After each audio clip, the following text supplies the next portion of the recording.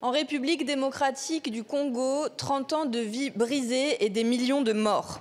Depuis la Seconde Guerre mondiale, jamais un conflit n'a été aussi meurtrier.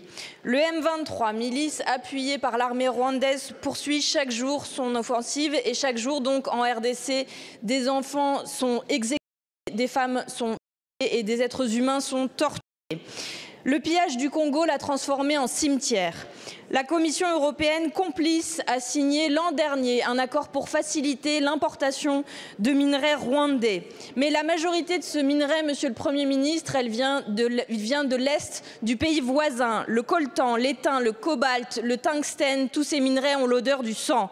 Il faut un embargo pour que cessent les dividendes de la mort et pour que cessent les aventures criminelles de Total et des autres multinationales engagées là-bas.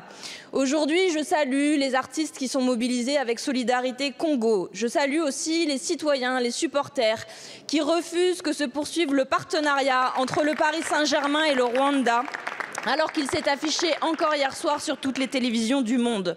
Mais la réaction de la France, elle, n'est pas à la hauteur. Les condamnations que vous faites par voie de communiqué aujourd'hui ne suffisent plus et nous voulons rappeler cette évidence. L'action de notre pays en faveur de la paix et du droit international ne doit pas être à géométrie variable. En RDC, comme partout, les criminels de guerre doivent être poursuivis et jugés. En RDC, comme partout, les frontières doivent être respectées.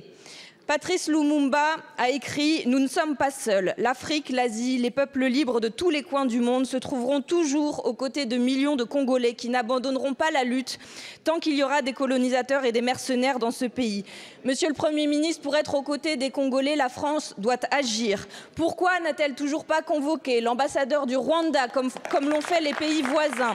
Pourquoi n'avez-vous pas pris de sanctions économiques contre le Rwanda comme nous vous l'avons demandé il y a plus d'un an maintenant?